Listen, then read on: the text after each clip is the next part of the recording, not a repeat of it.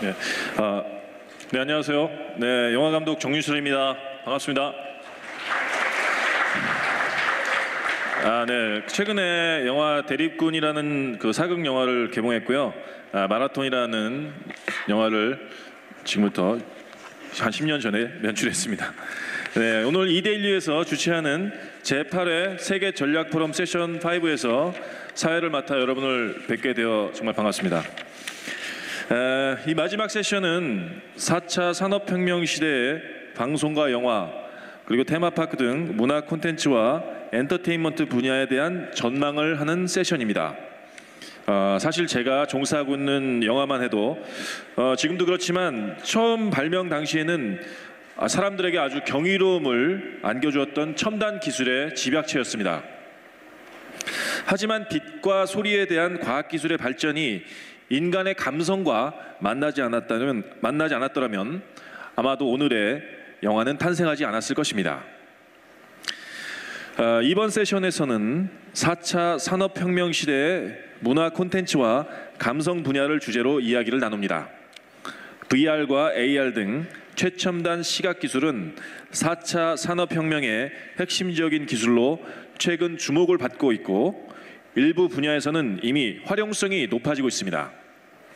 덕분에 사람들은 그동안 경험하지 못한 다양한 자극과 감각의 세계로 진입하고 있습니다. 이 과정에서 실제 현장의 전문가들이 느끼는 변화의 폭을 전해 듣고 무엇보다 4차 산업혁명 시대에도 견지해야 할 인간 감성의 본질과 엔터테인먼트 분야의 융합을 고민해보는 시간을 가지도록 해보겠습니다. 먼저 지난해 12월 KBS에서 방영한 감성과학 프로젝트 환생의 전인태 KBS PD님의 주제 발표를 듣고 이어 이정중 롯데월드 어트랙션 연구실 박사님의 주제 발표를 들은 다음 두 분과 함께 대담을 나눠보도록 하겠습니다. 전인태 PD님은 공영방송에서 사람의 감성을 자극하는 과학기술에 대한 고민을 담은 프로그램을 만들어 주목을 받고 계십니다.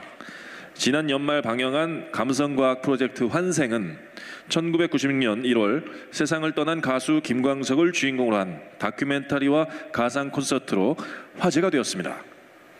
김광석의 육성을 언어공학적인 기술로 되살리고 정교한 CG와 홀로그램을 통해 시청자들에게 마치 김광석이 살아있는 것처럼 보이도록 했기 때문입니다.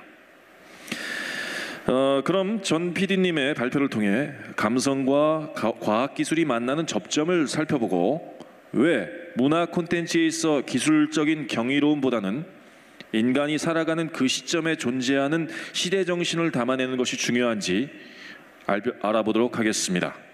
자, PD님. 예, 감사합니다. 예, 방금 소개받은 그 KBS의 PD 전인태라고 합니다.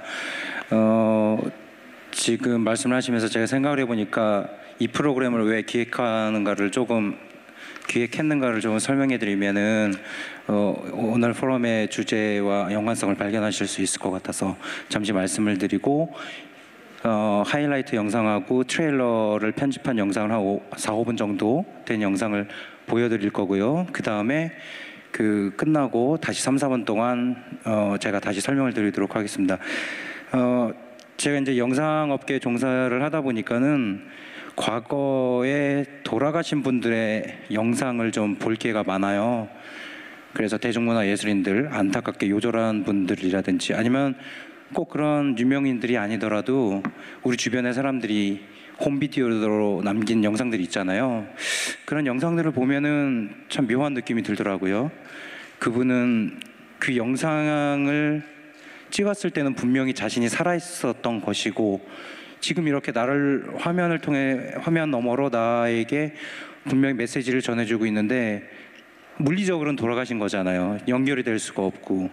그래서 시간과 공간을 이라는 한계를 넘어서는 뭔가가 존재하는 것 같은데 그것을 연결해 줄 수 있는 것이 어떻게 가능할 것인가를 생각을 했었던 것 같습니다. 그런데 그러한 고민을 어떤 식으로 풀었냐면은 디지털 기술의 극한을 활용을 하되 그것이 추구하는 것은 사람들의 어떠한 아날로그적인 감성 그래서 그것을 대변할 수 있는 대중문화 예술인으로서 김광석 선생님이라는 인물을 택했습니다. 예, 이 정도로 말씀을 드리고요. 준비된 영상을 좀 틀어주시면 그것을 보면서 설명을 드리도록 하겠습니다.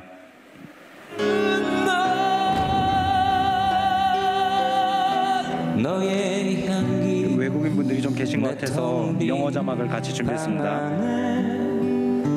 가득한데 이게 지금 일부 트레일러 영상인데 노래를 하는 게 상처받은 사람들을 부드럽게 감싸줄 수 있으면 좋겠습니다. 내가 너의 많은 분들이 이제 궁금해하셨던 게 야, 이게 닮은 배우를 대역으로 써가지고 이게 무슨 과학 얘기를 하면 안 되지라고 했는데 사실은 그 본방송에서 나간 모든 화면의 모든 프레임은 사실 재창조된 거거든요. 그 배우 본인의 얼굴이 그대로 나간 장면은 단 한 컷도 없어요. 그리고 이제 목소리를 들으시면 고인의 육성을 안녕하실 테죠? 고인의 육성을 반갑습니다.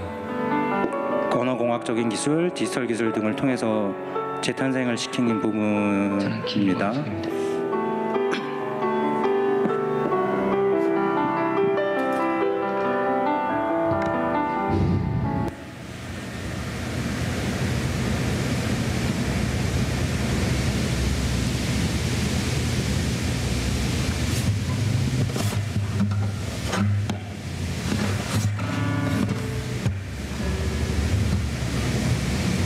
노래로 인사드릴게요.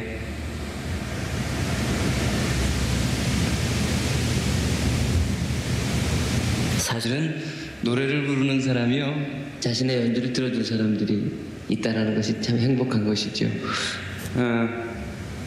서른 즈음의 이 노래는 뭔가 이렇게 공감을 하시죠, 다들. 서른 즈음의 첫 곡으로 보내드리겠습니다.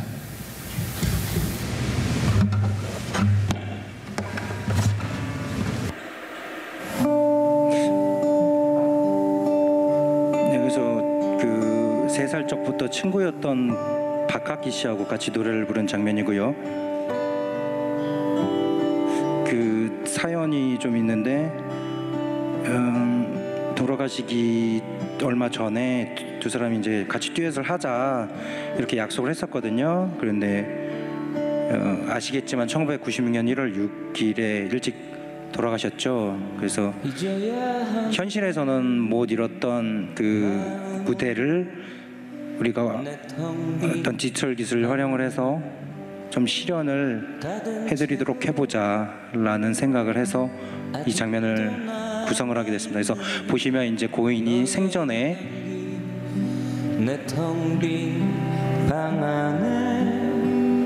직접 이제 고인이 박학기 씨랑 듀엣을 했을 때 모습이고요. 이게 이제 2016년에 20년 만에 디지털 기술을 활용을 해서 상상과 기술을 합해서 구성을 한 영상이 되겠습니다. 잊으려 돌아눈 내 눈가에 말없이 흐르는 이슬방울 그리고 이제 2부인데 2부는 가상 콘서트 형식이거든요. 가상 공연. 그래서 홀로그램을 활용을 했고요. 보시면 알겠지만 오른쪽에 있는 김광석 영상이 사라지고 그것과 김영석 신대 작곡가 역시 이제 김광석 1집의 노래를 작곡해 주었고 그런 인연이 있는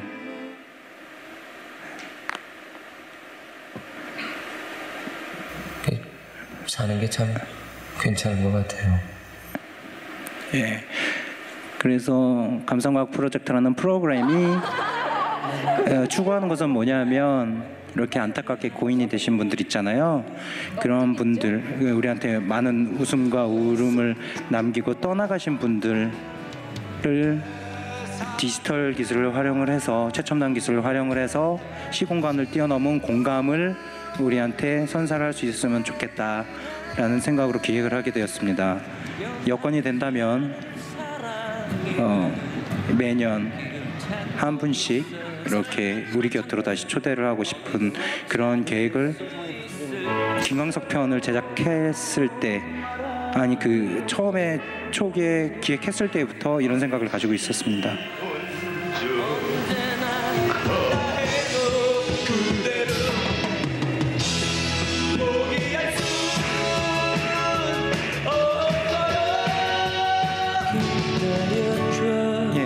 이 정도로 영상은 블랙으로 해주시면 될 것 같습니다. 이게 도대체 제4 산업혁명이랑 무슨 관련이 있냐 그 말씀을 드려야 될 것 같아요. 크게 세 가지를 말씀을 드릴게요. 첫 번째는 이 콘텐츠 감성과학 프로젝트 환생이라는 콘텐츠의 오디오적인 측면인데요. 잠깐 말씀을 드렸지만은 고인이 남긴 육성을 말뭉치라는 단위로 분석을 해서 그것을 재구성 재조합을 했습니다. 개인적인 경험이 있습니다. 일본에서 공부를 할 때가 있었는데 그때 일본인들이 한국어를 배우는 과정을 보고 굉장히 충격을 받았어요. 말뭉치라는 단어로 쪼개고 일일이 자신이 말한 것을 녹음을 해서 그것을 텍스트화를 시켜가지고 완전히 시와 날로 쪼개가지고 그것을 재구성해가지고 마치 제가 생각하기에는 지금 딥러닝 과정을 하듯이 굉장히 반복을 하면서 자신의 언어로 만들어 가더라고요. 그것을 영향을 받아서 지금 보시면은 콘텐츠에서 말하는 영상에 고인의 영상이 말하는 대부분의 오디오는 고인의 육성을 재구성 재조합시키긴 했습니다. 물론 완벽하진 않기 때문에 고인의 육성과 주파수라든지 그 밖에 오디오적인 특질이 비슷한 인물을 섭외를 해서 부족한 부분을 채운 부분도 있습니다. 그래서 예전에 했으면 만약에 고인의 육성을 그대로 어떠한 좀 다시 그냥 트는 수준이 아니라 2016년이라는 컨텍스트 거기에 있어서는 시대 정신이라든지 지금 이 사람들이 지금 우리 시대의 시민사회가 갈구하는 것들 그것을 반영을 한 것을 스토리텔링에 집어넣어서 시나리오를 썼습니다. 두 번째는 비디오적인 측면인데요. 이 콘텐츠의 비밀이라는 책을 보면은 일본의 어떤 전문가가 쓴 책인데 거기에서 그 영상에 대한 이론이 나와요. 옛날에는 만화들이 24프레임이 아니라 저렴한 가격에 공급을 하기 위해서 애니메이션 같은 경우는 초당 12프레임으로 하고 그리고 굉장히 단순화를 시켰다는 거죠. 제가 말씀드리고 싶은 것은 옛날에 이제 우리 아시는 분이 많으리라고 생각됩니다만 가상 캐릭터를 만들 때 아담이라든지 아바타라든지 이런 얘기가 나오면서 봤을 때 기술적으로는 굉장히 진보된 기술을 사용했지만은 봤을 때 오히려 이질감이 느끼고 공감이 형성이 안 되는 캐릭터가 많았었던 것으로 생각합니다. 지금 현재 만들어지는 어떤 가상 캐릭터라든지 VR, AR, 실감 콘텐츠의 많은 부분들이 이런 점에 대해서 조금 아쉬운 점을 노출하고 있다는 걸 알아요. 무슨 얘기냐면 정부 지원을 많이 받고 굉장히 대규모의 예산을 투여했음에도 불구하고 결국에는 이러한 어떠한 기술의 경이로움을 보여준다는 데에 경도되어서 사람들이 공감할 수 있는 콘텐츠를 만들어내는 것에 대해서 간과를 할 수밖에 없는 측면이 강하다고 생각이 듭니다. 저희가 가장 이 콘텐츠를 만들면서 강조하고 좀 중요시하게 생각했던 것은 최대한 아날로그적인 감수성을 공감대로 끌어낼 수 있을 그러한 텍스처를 가진 캐릭터를 만들어내자. 그것을 하기 위해서는 뭐가 중요했냐면 굉장히 많은 양의 데이터를 담아야 됩니다. 간략하게 말씀을 드리면은 어떤 곡선 그리고 사람의 점이라든지 울퉁불퉁한 이렇게 제 얼굴 같이 이런 분을 표현을 하려면 선을 단순화시키고 쉽게 말해서 뽀샤시하게 시키고 굉장히 이펙트를 많이 넣을수록 오히려 더 굉장히 어색해지는 캐릭터가 나오게 돼요. 그런데 사람들은 그것을 굉장히 무시를 많이 하거든요. 그래서 오히려 저희는 반대로 갔죠. 근데 거기에 활용될 기술은 4차 산업혁명이어서 가능한 이 굉장히 많은 양의 데이터를 담아야 돼요. 저게 다 전부 다 4K UHD 카메라로 촬영을 한 것이거든요. 한 프레임 안에 담기는 정보량이 엄청납니다. 그렇기 때문에 과거의 아날로그 콘텐츠의 느낌을 재현할 수 있었던 그런 가능성을 발견할 수 있었던 것 같아요. 기술의 진보에 의해서 오히려 옛날 아날로그 감수성을 구현할 수 있는 가능성이 높아진 거죠. 만약에 정보량이 부족하기 때문에 선을 단순화시키고 곡선을 직선으로 만들었다면 사람들이 생각했을 때 내가 머릿속에 그리고 있던 김광석과 너무 다른 모습이 나올 수 있었던 것을 생각합니다. 물론 완벽하지만은 않아요. 저희도 한계가 있지만. 마지막으로 이건 짧게 말씀드리겠습니다. 그 마케팅 측면인데 제가 이제 공영방송사 PD다 보니 아시겠지만은 공영방송이 옛날에 비해서 영향력이라든지 아니면은 신뢰도의 측면에서 이게 옳고 그름의 문제가 아니라 어쨌든 하얀 곡선을 그리고 있는 게 사실이잖아요. 그것은 뭐 여러 가지 이유가 있겠지만 자세한 말씀을 드리기 어렵습니다만은 그렇다면은 옛날처럼 어떤 거대한 프로젝트라고 해서 이게 뭐 저로서는 굉장히 뭐 심혈을 기울인 프로젝트지만 사람들이 뭐 그걸 상관을 하나요? 그렇다면은 이것을 어떻게 사람들한테 노출을 시킬 것인가라는 측면에 있어서 저는 티저 20편을 만들었거든요. 티저 20편은 여기에 이제 보여주지는 않았지만은 뭐냐면은 실험을 한 거였죠. 그 스타트업 관련 이론 중에서 제가 알기로는 린 스타트업이라는 이론이 꽤 유명한 걸 아는데 에릭 리즈라는 사람 뭐 제가 프로그램 하면서 그 사람 인터뷰도 뭐 어쨌든 하게 됐는데 결국엔 작은 실험을 계속하면서 시청자들의 어떤 좀 사용자들의 반응을 알면서 어느 게 통할까 알아본 거죠. 그 김광석이라는 인물은 사람들한테 감정적으로 연결되어 있는 고리가 너무 강해요. 사실은 그 주요 소구력이 있는 계층이 386세대들이기 때문에 그분들은 이미 사실 정서적으로는 보수화가 되어 있다고 보는 게 맞습니다. 자기가 생각하고 있는 김광석의 얘기와 조금이라도 틀리면 굉장히 거부감을 느낄 수가 있었어요. 그러기 때문에 그리고 또한 김광석이라는 사람이 돌아가신 지 20년이 되는데 지금 10대, 20대들한테 어떤 소구력이 있을까라는 것을 한 번에 그냥 본방송으로 끝나는 것이 아니라 방송 1년 전부터 사실 로이킴을 시작으로 해서 뭐 이루마라든지 그리고 뭐 밴드 넬이라든지 이런 사람들의 티저를 통해서 그리고 우리가 가지고 있는 디지털 기술을 조금씩 보여주면서 반응을 체크를 한 거죠. 그러가면서 약간 적응을 한 거죠. 어댑티브하게 이쪽으로 가는 게 맞다 저쪽으로 가는 게 맞다. 그런 작은 실험들을 계속을 했기 때문에 스타트업이 하듯이 결국에는 그런 것들이 본편의 어떤 좀 비교적 사람들이 공감할 수 있는 콘텐츠로 갈 수 있지 않나, 그런 원동력이 되지 않나 생각을 합니다. 예, 두서없이 말씀을 드렸는데 모쪼록 공감이 되셨는지 궁금합니다. 예. 네, 좋습니다. 저 개인적으로 너무 진짜 똑같은데요. 그 페이스 캡처 같은 식으로 하신 거예요?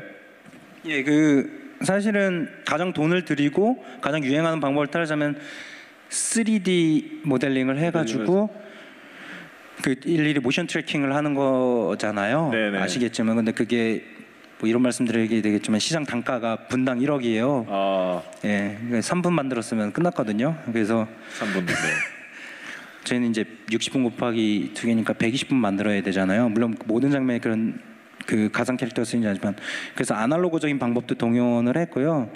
그리고 뭐 특수 분장도 사용을 했고, 하지만 이제 모든 걸 다 디지털로 이제 재가공을 했죠. 그래서 그나마 아까 그 누구죠? 그 가수분이랑 둘이 이렇게 마주보면서 하던 그 얼굴은 클로즈업이잖아요. 네, 그 클로즈업은 네. 실제 디지털 얼굴이라는 얘기시죠? 그 김광석의 클로즈업 얼굴은 디지털인 거죠?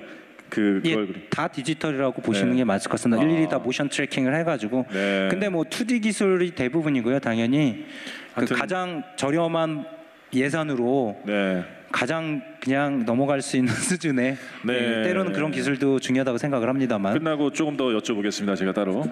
하여튼 정신이 번쩍 납니다. 네, 정말 이런 식으로 영화를 찍을 수 있다면 정말 비싼 그 되게 스타 배우님들을 정말 비교적 굉장히 저렴하게 이렇게 두고두고 어느 때든 이렇게 쓸 수 있고, 심지어 그분들이 뭐 죄송하지만 뭐 100년 후에라도 다시 송강호든 뭐 최민식 배우를 끄집어내서 이렇게 다시 출연도 시킬 수 있는 굉장히 놀라운 시대가 올 것 같습니다. 그렇죠? 네, PD님 발표 잘 봤습니다. 가상 콘서트 속의 김광석처럼 나중에 영화에서도 타기한 인물을 마치 살아있는 것처럼 되살릴 수 있는 가능성이 참 높을 듯 싶습니다. 특히 문화 콘텐츠에 있어서 그 시대 정신은 인공지능만이 아니라 그 사람만이 파악 가능하다는 점 저 역시 공감합니다. 저도 이번에 개봉한 대립군을 촬영할 때 그 시대 정신에 대해서 참 고민이 많았습니다. 그런 점에 대한 진지한 얘기는 이정중 박사님 발표 이후에 보다 자세히 나누도록 하고, 네, 박사님 또 이제 차례로 넘어가겠습니다.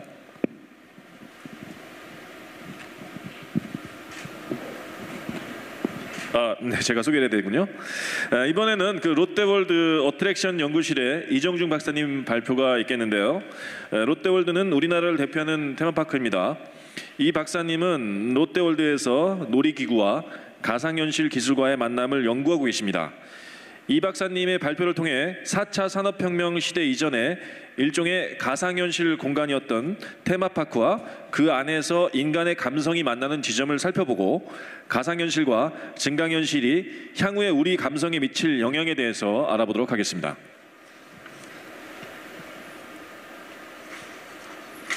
네, 안녕하세요. 롯데월드 어트랙션 연구실의 이정중이라고 합니다. 앞서 PD님이 너무 말씀을 잘해주셔서 공돌인 제가 얼마나 말을 잘할지 잘 모르겠는데, 일단 현재 저는 지금 국가 전략과제 중에 하나인 플래그십 중에 하나인 VR 테마파크 사업을 맡아서 수행하고 있습니다. 이번 발표에서는요, 한국형 VR 솔루션과 또 테마파크라는 약간 다소 거창한 제목을 준비해봤는데요. 현실적으로는 롯데월드라고는 테마파크에서 가상현실과 아날로그적인 감성을 어떻게 만났는지 이에 대한 VR 테마파크 축제인 VR 판타지아에 대해 설명하려고 하고요. 그다음 또 하나, 이것을 운영하기 위해까지 노력 중에 많은 시행 중에 하나인 VR 테마파크 프로젝트에 대해서 간단하게 소개하려고 합니다. 그다음 그 끝으로 그런 뜻들을 연결하여서 앞으로의 미래 방향성이 어떻게 될 것인가, VR 산업에서 발전되는 방향성이 무엇인지에 대해서 짧게 말씀드리고자 합니다.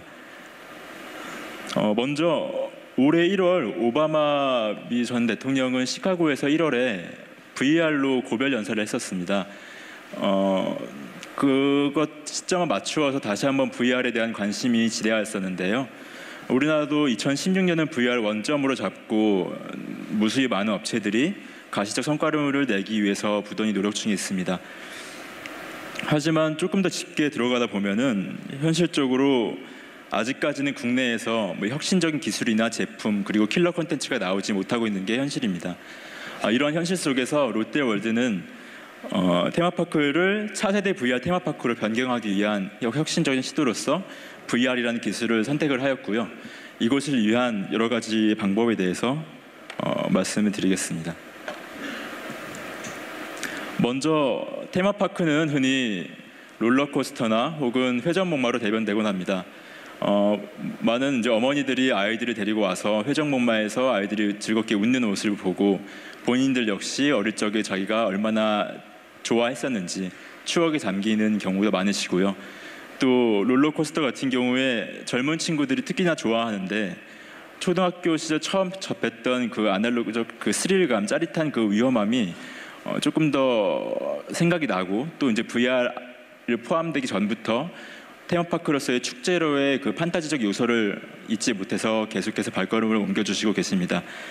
저 역시도 롯데월드에서는 그 신바트의 모험이라는 거 혹시 기억하시나요? 배를 타고 동굴을 탐험하는 이런 어트랙션인데요.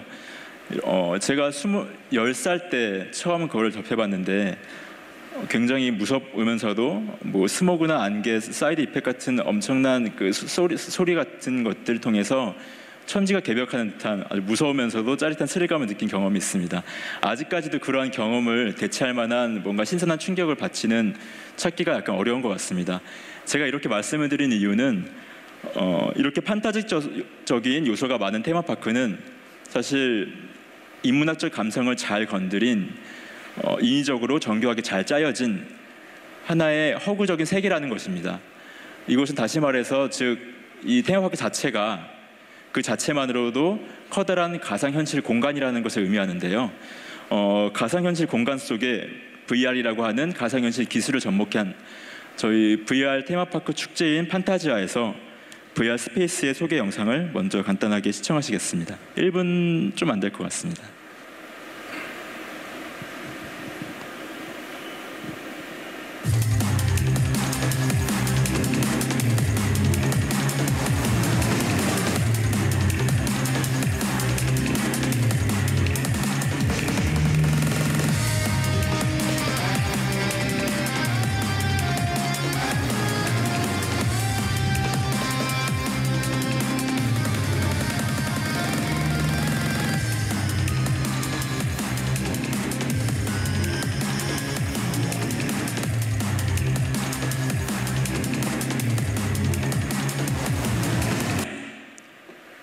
네, 저희 주어진 시간이 별로 없는 관계로 좀 잠깐 짧게 끊었고요. 사실 어제 저희 롯데월드 대표님이 와서 좀 강연을 하시면서 좀 많이 재밌는 영상들을 준비하셨는데 저는 남은 게 이거라 이걸 가져왔습니다. 일단 저희 VR 판타지아는 국내 최대 규모의 VR 축제입니다. 시즌 축제이고요. 롯데월드 내에 판타지 마스크라는 그 마스크가 발견되면서 가상현실과 현실 세계를 이어지는 게이트가 생겨나고 이것을 지키는 그 가디언이라는 존재들을 피해서 가상현실을 체험한다는 아주 복잡하면서도 재미난 컨셉 시나리오를 가지고 있습니다. 최근 들어서는 다양한 업체들이 뭐 국내 최대의 VR 사업장, VR 게임장 이렇게 말씀을 하시는데요. 롯데월드 같은 경우에 VR 레이어라는 개념을 도입해서 호러, 스페이스, 라이드 같은 다양한 개념으로 지상부터 지하 5개까지 파크 전체의 VR 스팟을 활용하여 진행 중에 있습니다. 그래서 다른 데에서 국내 최대라고 하면 롯데월드가 맞는데 라고 한번 지적해 주시면 감사하겠습니다. 먼저 VR 스페이스에 대해서 한마디만 더 말씀을 드리고자 합니다. 아까 본 영상은 VR 스페이스라는 롯데월드 지하 3층의 공간에 입점한 330평 규모의 공간인데요. 이곳은 현재 국내 어디에서도 볼 수 없는 VR 상설 운영 공간입니다. 이 의미는 현재 해외 어트랙션 기술이 한 개사를 제외한 나머지가 순수 우리 국내 중소기업과 강소기업들의 기술력으로만 이루어진 컨텐츠들과 기술 제품입니다. 이것만 놓고 보더라도 롯데월드가 지금 국내 VR 산업을 어떻게 바라보고 있는지 또 견인을 하고자 하는 의지가 어떠한 건지를 대표적으로 보여주는 예가 될 수 있을 것 같습니다. 총 22개의 컨텐츠가 운영되고 있고요. 여러분들이 한번 꼭 방문하셔서 현 시점에 국내 VR 산업의 기술력이 어느 정도까지 진행되고 있는지 한번 평가해 주시면 감사하겠습니다. 네, 다음은 VR 라이드 좌측이 롤러코스터이고요. 프렌치 레볼루션이라고 하는, 오른쪽은 자이로드롭이라고 하는 수직 낙하형 드랍 어트랙션입니다. 롤러코스터에 VR을 도입한 프렌치 레볼루션은 국내 최초이고요. 또 우편에 자이로드롭이라고 하는 70m 상공에서 자유낙하를 하는 이 어트랙션에 VR을 도입한 사례는 세계 최초로 인정받고 있습니다. 여기서 제가 말씀드리고자 하는 바는 첫 번째로는 기존의 아날로그적인 스릴에 VR이라고 하는 신기술을 도입함으로써 아날로그와 창의성의 융합이라는 의미를 가지고 있다라는 거에 대해서 의의가 있다고 보겠고요. 또 두 번째로는 롤러코스터 같은 경우 HMD를 쓰는 순간 이 트랙, 레일이라고 하죠. 이 레일은 흙길로 변하고 주변의 놀이기구가 계곡이나 혹은 괴물로 변하게 됩니다. 이 안에서 체험자들, 탑승객들은 괴물과 직접 총싸움이나 슈팅 게임을 통해서 상호작용을 하게 되는데요. 이렇게 지금까지 여태 단일화된 그 일방적으로 받기만 했던 미디어 콘텐츠에서 벗어나서 사람들이 실질적으로 콘텐츠를 상호작용할 수 있는 이러한 그 양방으로 체험하는 어트랙션으로 진화되고 있다는 것에 깊은 의의가 있다고 보겠습니다. 조금 길어지고 있는데요. 조금 짧게 정리를 하겠습니다. VR 테마파크 프로젝트에서 간단히 설명을 드리기 전에 앞서 지금 미국의 혁신 전략이라든지 아니면 일본의 뭐 재응 플랜, 독일의 뭐 인더스트리 4.0과 같은 다양한 4차 산업혁명에 관련된 국가적인 차원에서의 솔루션을 제안하고 있는 상황인데요. 아직까지 우리나라는 부족한 게 현실입니다. 그렇지만 그중에 VR 분야는 국가 전략 과제로서 테마파크나 뭐 게임 아니면 게임 영상 같은 분야에 전폭적인 정부 지원 사업이 이루어지고 있고요. 그중에 롯데월드는 테마파크 사업에 있어서 정부와 공동 투자하여 중소기업과 국내 산업을 발전시키기 위해서 사업을 수행 중에 있습니다.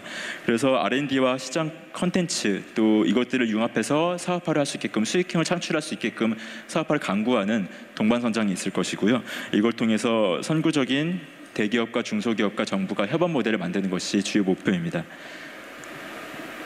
그래서 좌우측으로 수출 사업화와 글로벌 파트너십을 활용하는 것에 대한 전략이 있고요.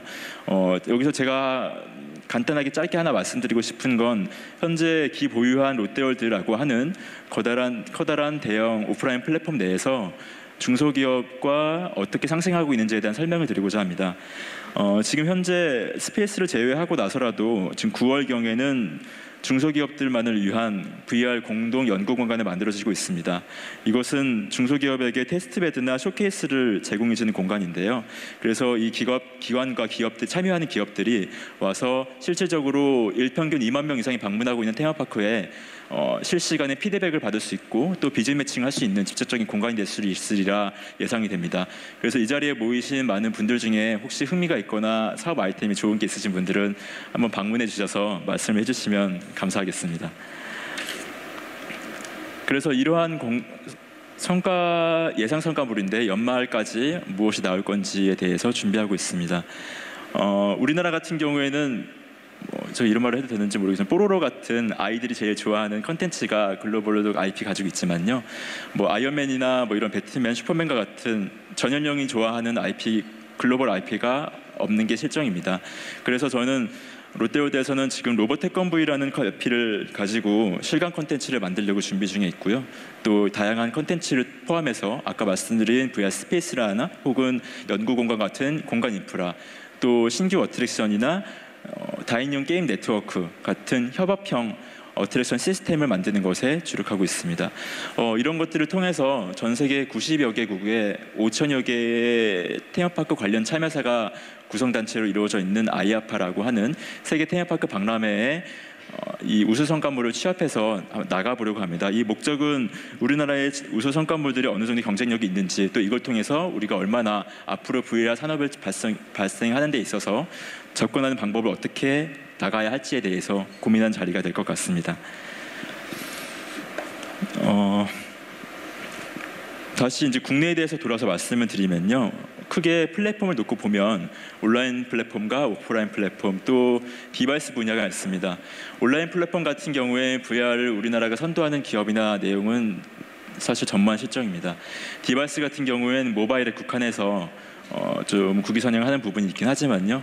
오프라인 플랫폼은 테마파크 분야에서는 그래도 아까 지금까지 말씀드린 바와 같이 롯데월드가 주도적으로 노력을 하고 있다고 가감히 말씀드리고 싶습니다.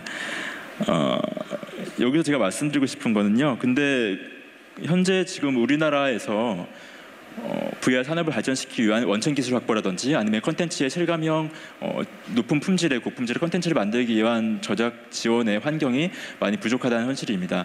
그것보다는 일단 일반 사용자들에게 사용성의 편의와 그 다음에 대중성을 확보하기 위해서 개인적인 공간 사업자들에 대한 사업이 치중되고 있는데요.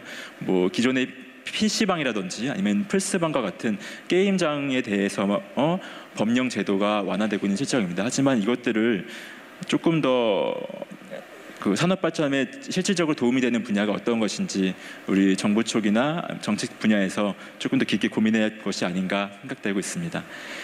시간이 조금 쫓기고 있는 것 같아서 마음이 서두르는데요. 이 중에선 지금 중소기업과 대기업 그리고 정부에 대해서 각각의 지금 어려움이 무엇이 있는지 대해서 짧게만 한마디씩 소개만 드리려고 합니다.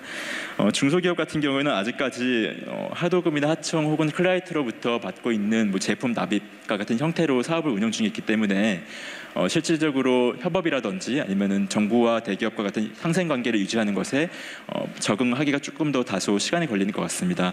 특히나 정부 사업 같은 경우 R&D성을 놓고 보자면 실질적으로 단기 수익성을 놓거나 혹은 장기적으로 수익을 내기 위해서 사업화를 실적을 내는 거에 좀 주저하는 분야가 있고요. 대기업 같은 경우에는 트렌드를 빨리빨리 읽고 이것을 혁신적으로 바라보는 입장이 있는데 이것을 중소기업에 요구하다 보니까 조금 서로가 어려워하고 조금 더 솔루션 찾기 위해 노력하는 부분이 없지 않아 있습니다. 그래서 정부 많은 경과자분들께서 대중소기업의 수요를 기반으로 한 많은 이제 전략적인 정책 확립을 해주셨으면 하는 바람이 있습니다. 끝으로 한 가지만 각각에 대해서 조금 더 상세하게 말씀드리려고 하는데요. 정보를 조금 더 말씀드리자면 정부 사업 같은 경우에 획일화되고 초기에 계획된 내용에 대해서 결과물을 내달라라고 하는 분야가 어느 정도 없지 않아 있습니다. 그래서 기술과 시장이 계속해서 변하고 있는데 특히 VR이나 AR 그리고 융복합 사업 같은 경우에 시장이 계속 바뀌는데요. 이러한 것들을 유연하게 바라볼 수 있는 관점이 필요하게 되겠고 또 중소기업 같은 경우에는 실감 콘텐츠와 그 창의 원천 기술을 확보하는 데 주력을 해야 할 것입니다. 그래서 사업성을 내는 것은 대기업과 공생을 하면서 대기업의 기존에 가지고 있는 플랫폼을 통해서 기반으로 글로벌 선점할 수 있게끔 열린 다음에 대기업이 그 시장을 이제 열어준다면 그 안에서 컨텐츠를 가지고 기술을 가지고 서로 상생하면서 수익 모델을 가지고 가는 것이 향후 앞으로의 그 대중소 기업 협업 모델 기반의 한국형 VR 솔루션 개발의 목표가 지향성이 되지 않을까라는 생각을 가지고 있습니다. 짧은 시간 동안 두서없는 내용을 주저주저 떠들었는데요. 경청해 주셔서 감사합니다. 이상입니다. 네. 그 자이로 드롭에서 VR로는 뭘 보게 되나요? 거기서 자이로 드롭에서 자이로 드롭 같은 경우에는 그냥 떨어져도 무서운데 도대체 뭘? 네.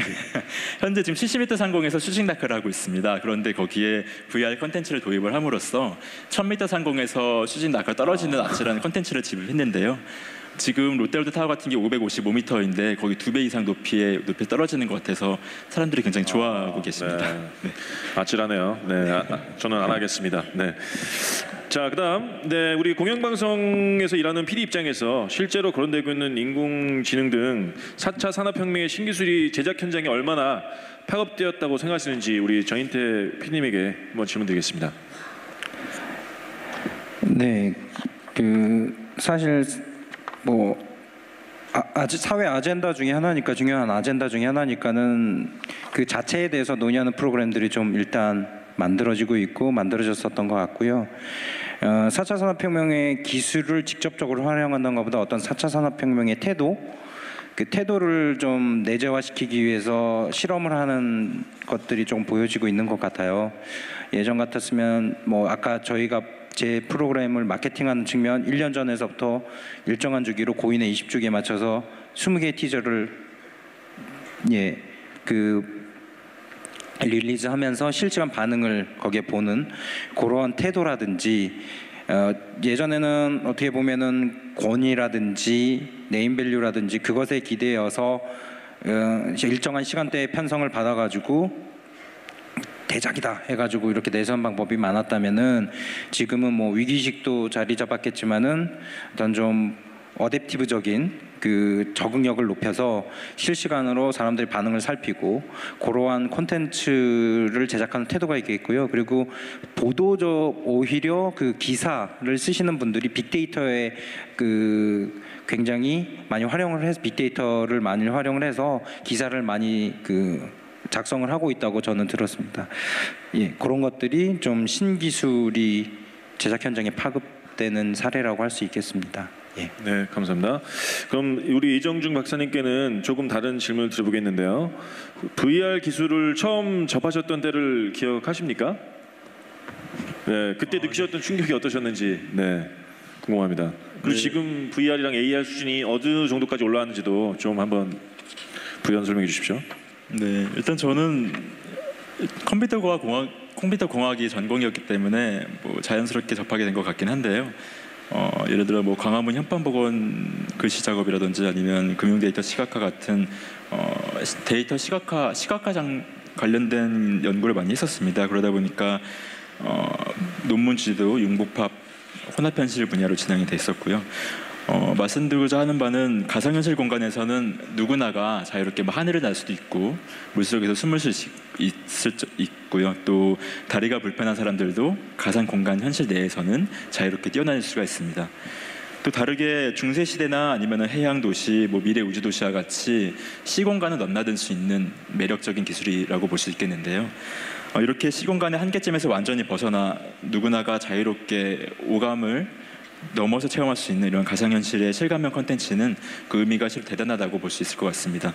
아까 말씀해주신 바로 VR과 AR의 현업에서 느끼는 그 체감의 속도에 말씀을 드리자면 지금 VR, AR은 아직까지는 국내 단계에서만 놓고 보자면 아까 앞서 말씀드린 바와 같이 법령적, 제도적 문제점이 한계가 있기 때문에 좀 초보적인 단계에 머물러 있지 않나 생각을 하고 있습니다.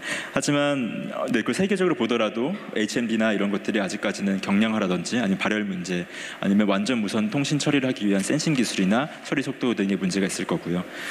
그래도 현업에서 체감하는 속도는 조금 빠른 편입니다.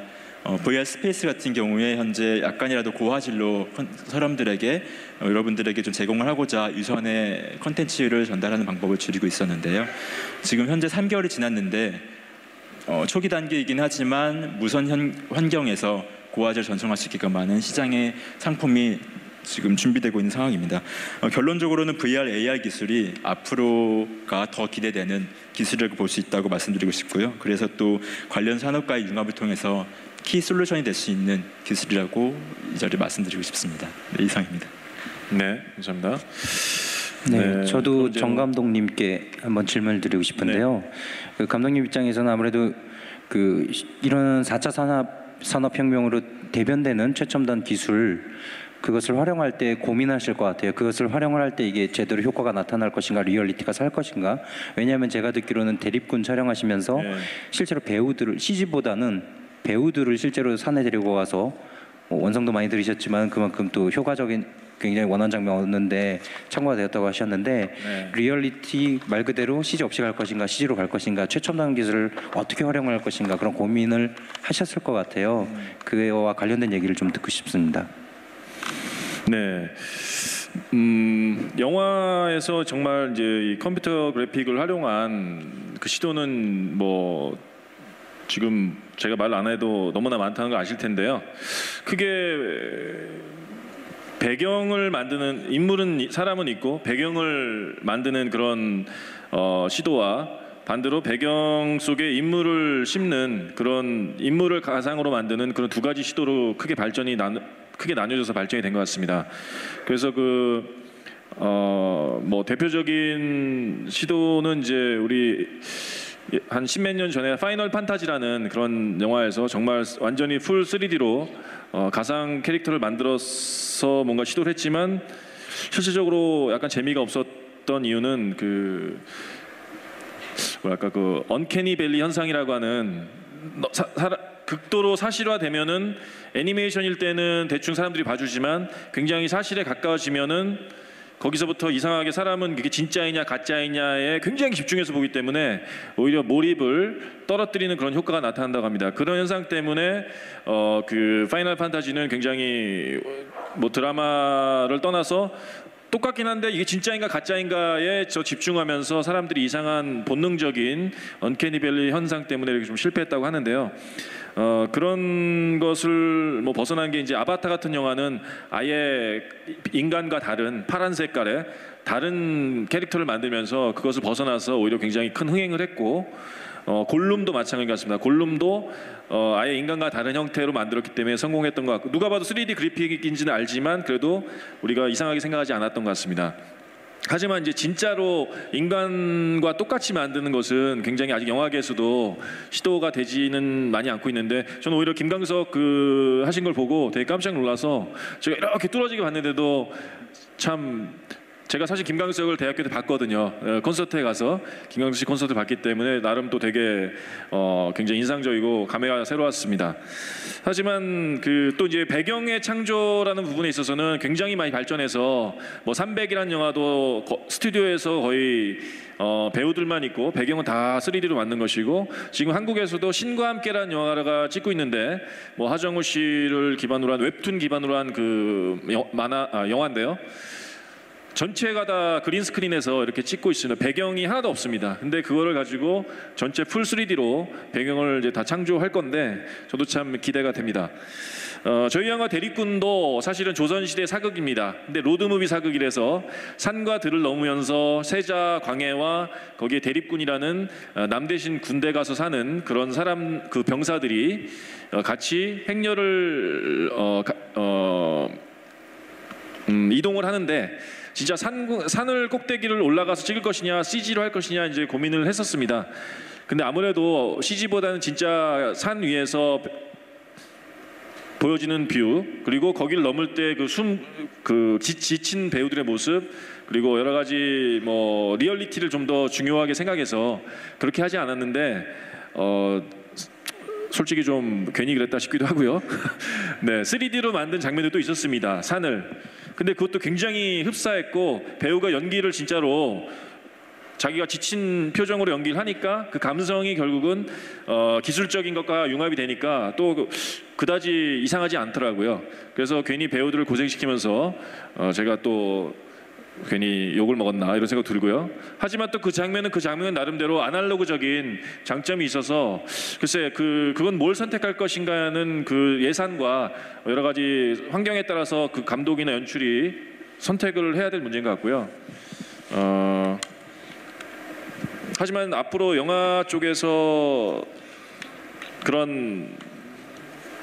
이런 3D나 가상 VR 쪽을 활용하게 될 것은 점점 많아질 것 같고, 가장 지금 이슈는 배우입니다. 배우를 만들 수 있느냐 없느냐. 네, 그게 아마 이제 어떤 영화가 실제로 뭐 브래드 피트라든지 뭐 이미 브래드 피트는 그 뭐죠? 벤자민 버튼의 생은 거꾸로 간다 해서 뭔가 이렇게 그런 가상 캐릭터 3D 캐릭터를 만들었는데요. 진짜로 영화 전체를 그런 가상현실이 한번 만들어 준다면 아마 영화의 역사가 많이 바뀔 것 같습니다. 네. 감독님, 저도 이어서 감독님께 질문 하나 있는데요. 앞으로 VR 테마파크가 극장을 대신할 수 있을까요? 또 있을지 없을지 그에 대한 의견하고 또 그 어떻게 생각하신 이유 이런 거 좀 여쭤보고 싶은데요. 네, 그 뭐 영화라는 건 아시다시피 뭐 깜짝 놀라는 거라든지 되게 아름다운 걸 보는 걸 떠나서 스토리텔링이 돼야 되기 때문에 이제 VR적인 어떤 스토리텔링이 나오는 게 좀 중요하겠죠. 처음에 영화가 나왔을 때도 굉장히 깜짝 놀란 효과였습니다. 영화 1895년에 이제 루미에르 형제가 영화를 처음으로 이렇게 발명했을 때 기차가 도착하는 장면을 그냥 한 2, 3분 정도 찍은 거였습니다. 기차가 막 도착하는 거를 정면에서 찍었을 때 거기에 사람들은 너무나 깜짝 놀랐습니다. 기차가 자기를 치는 줄 알고. 하지만 그것도 어떻게 보면은 가상적인 VR 2D지만 VR 효과를 그들에게 줬던 거죠. 하지만 지금은 이제 그걸 넘어서 이제 입체로 그리고 더 실감나게 VR 효과를 주는 것인데, 그러려면 그때 당시 영화는 사람들이 다 지금까지 발전하리라 생각하지 않았습니다. 이건 망한다. 이거 깜짝 쇼지 이게 뭐 이게 그다음 뭐가 있겠느냐. 하지만 영화의 문법, 컷이 붙었을 때 이런 효과가 나고 여러 가지 롱샷, 뭐 클로즈업 이런 것을 통해서 영화 문법을 만들었기 때문에 지금 우리가 영화라는 걸 보고 드라마를 보고 스토리텔링을 이렇게 받아들일 수 있는 겁니다. 마찬가지로 VR도 VR만의 스토리텔링 기법을 만들어지면 저는 그게 새로운 매체로 될 수 있다고 보고, 아니라면 그냥 어떤 놀이나 어떤 뭐 좀 영을 즐기는 정도에 머물겠죠. 하지만 VR을 보면서 저는 이렇게 러닝머신을 타고 싶습니다, 진짜. 네, 정말. 네, 뛸 때 자전거라든지 이런 걸 타면서 멋있는 그런 길을 가는 것만 해도 저는 되게 환상적일 것 같습니다. 네. 네, 제가 또 이제 사회를 보니까 이제 두 분 모두에게 이제 공통적으로 드리는 질문인데요. 사람들에게 감동이나 즐거움을 주는 콘텐츠.